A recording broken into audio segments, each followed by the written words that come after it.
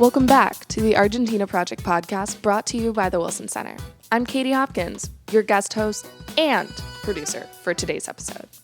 Worried you'll miss Benjamin Gadan, our regular host? Fear not. Today, we'll be hearing insights from a recent event the Argentina Project sponsored in New York City with UBS about the economic drama in advance of Argentina's election. Benjamin moderated. He was joined by Alejo Cerwanco, investment strategist at UBS, Luis Ribeiro, head of Latin America equities and lead portfolio manager of Latin American and Brazilian equity funds at DWS, and John Morton, lead portfolio manager of emerging market strategies at Lord Abbett. Let's get into it.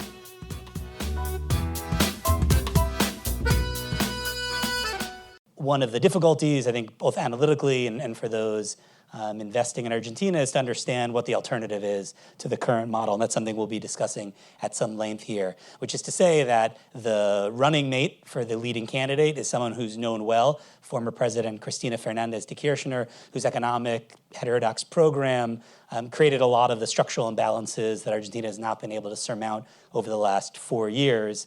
But she is not the candidate. In fact, the candidate is her former chief of staff, Alberto Fernández, who is known as a much more pragmatic, moderate figure, but who has not been very transparent about what his economic program might be and members of his cabinet and what they might carry forward. And so that has created challenges and has created a lot of the uncertainties that I think have driven the volatility in the recent period. Alejo, without any further introduction, I'm going to turn to you to try to let us know if the relative calm of the last few days signals that, we can sort of survive from here to the election with at least a minimal amount of political stability, with this current president finishing his term, with the central bank retaining some reserves to, give to the next government, or if in fact the economic and financial crisis sparked by the August 11th primaries is not behind us.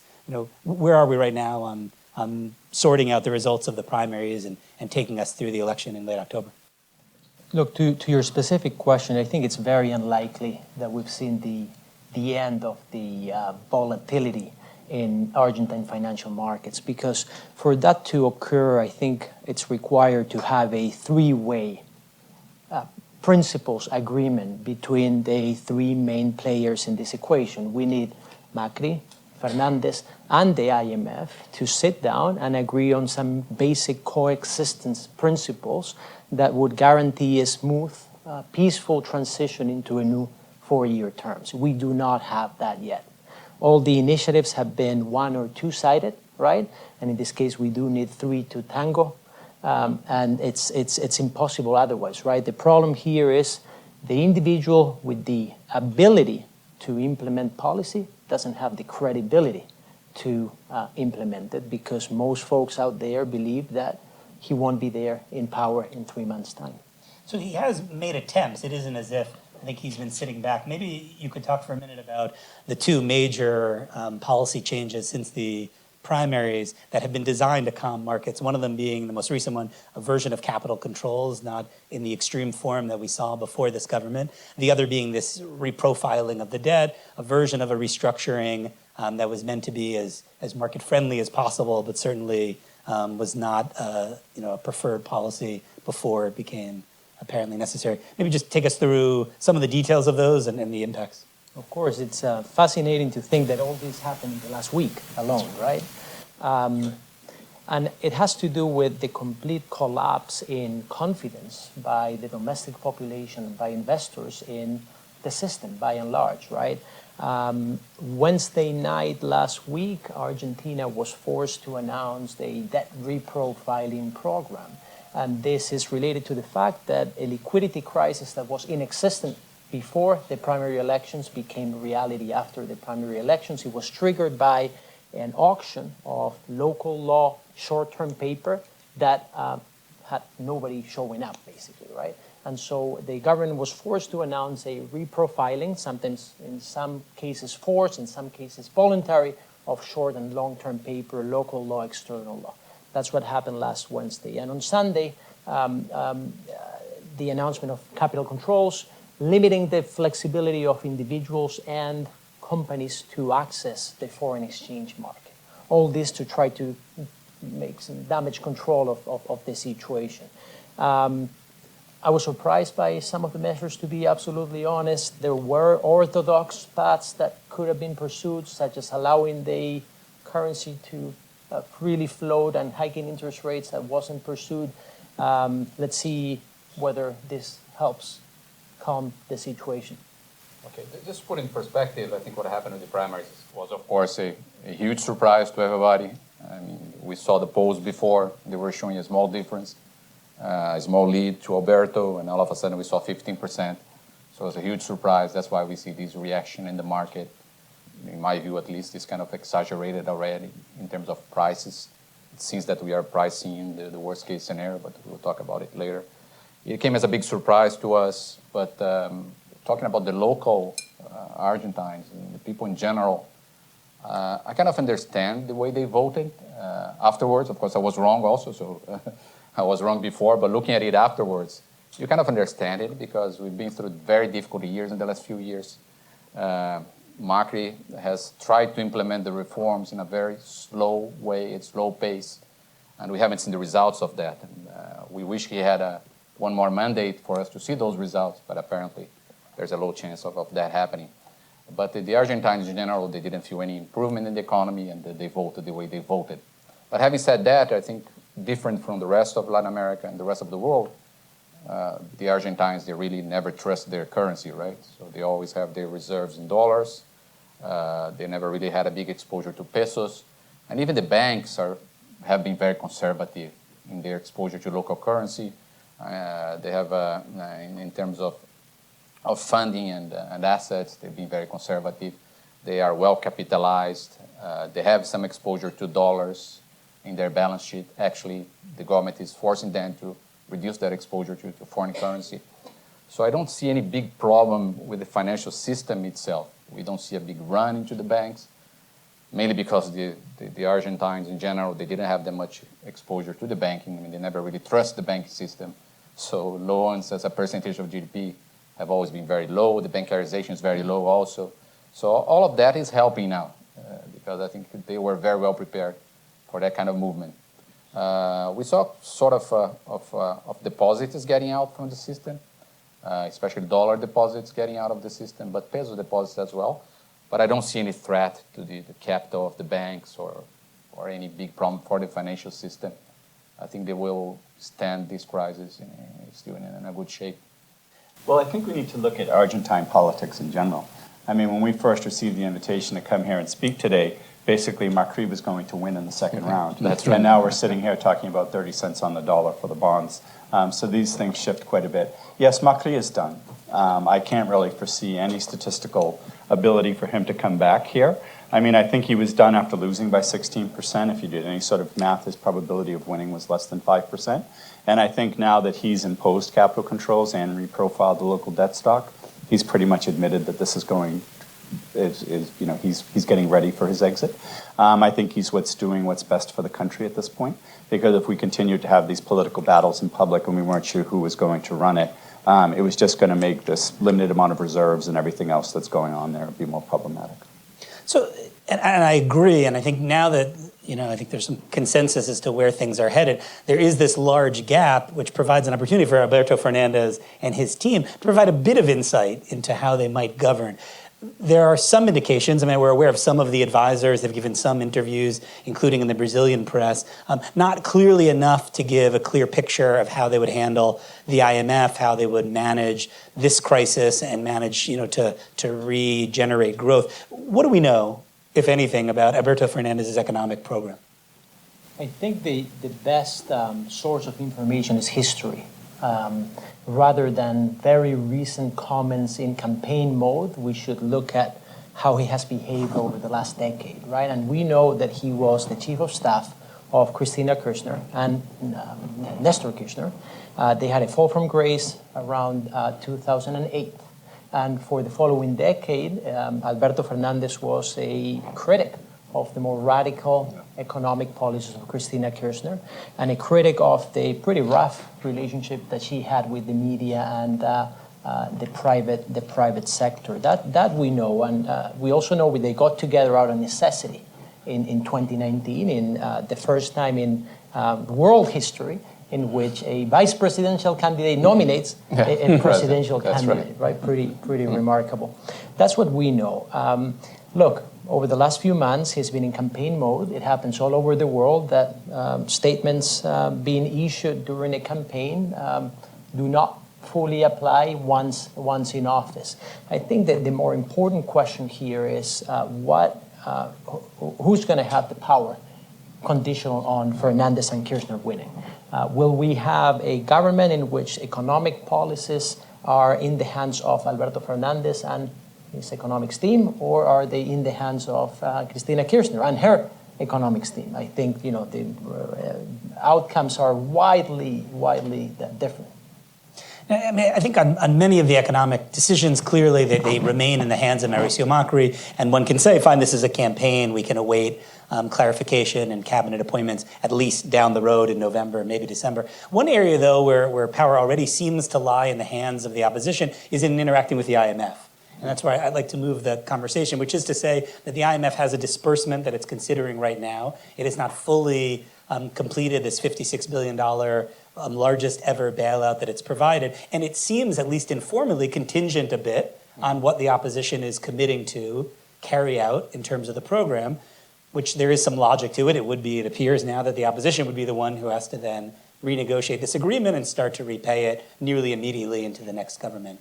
So what is Alberto Fernandez telling the IMF, as far as you know? What does the IMF need to hear from Alberto Fernandez to feel comfortable? What are the factors conditioning its decisions at this point, whether from the board perspective, which is obviously not a minor factor, from the staff technical perspective about compliance and the future of the program? Well, I think the IMF is in a very difficult position right now, of course.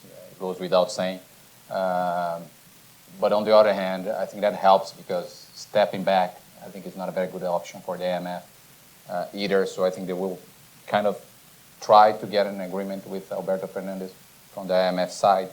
And look at Alberto Fernandez's side, I think it's also in his interest to look for an agreement. So when you have both sides, we need to have an agreement. I think most likely we will have it. I think there's no point of Macri getting to that discussion right now. But I think most likely, I think both parties would like to follow the programs that we have in place right now. Of course, rescheduling the payments and so on, but sticking to the IMF, I think, is the most likely option that they have. When I was in Argentina at the end of June, even then the IMF was meeting with both sides of the political spectrum, trying to figure out what direction we'll move in at the very senior level of the fund. So they have been preparing for this potential outcome. And at the end of the day, I think that from speaking with the local representatives for the IMF in Argentina as well as in Washington, I think based on their previous experiences with Argentina, they're a little more open to heterodox approaches to a number of these issues since they were created by heterodox policies. So they're not going to try to be so Washington consensus and so orthodox oriented, which I think probably works fairly well working with the Fernandez administration. I share everyone's view that if Fernandez is indeed allowed to run the country, which is what my working assumption at present, it is going to be having learned from the lessons of the previous administration and moving forward. I'm not sure whether the additional $5 billion that we're seeing won't come with some sort of conditionality, but that will be more determined by politics, I think, than anything else. Given that though we're considering this a foregone conclusion that this is a presidential campaign, that the IMF does not have a great reputation in Argentina, and we've already seen that used as a tool by Fernandez. Yeah. Can he continue with the rhetoric that he is using, blaming the IMF program for a lot of Argentina's problems, while reassuring the IMF enough so that this $5 billion is dispersed? I think everybody is sensitive to his political messaging issues at the present time. I think he has very few degrees of freedom when push comes to shove. I mean, he has two options, default or play ball. And I mean, given those two options, I think when it's finally his decision to make, to continue to work with the fund, I think is probably the clearest approach to helping resolve the problems that he has. To come into the situation and come in new to office with a debt default does not put him in the best position to succeed. So it's our expectation that they will do whatever is necessary to hold this together. I think now that we've seen Macri sort of acquiesce to the point that the elections are sort of a foregone conclusion, I think we might see a little more collaboration between now and the end of October. Maybe Please. there's one IMF-related factor that I find it a little difficult to handicap at the moment, and that is the significant change in leadership at the fund, right? The IMF program was the birth child of Christine Lagarde. She's no longer there. There's going to be a new leader, Kristalina Georgieva, and we simply don't know how hawkish or dovish she'll be vis-a-vis Argentina, a program that by any technical standards would never have been approved as is, right? It was always a political decision, and it will be a political decision how it gets resolved and negotiated moving forward, and that's a big question mark.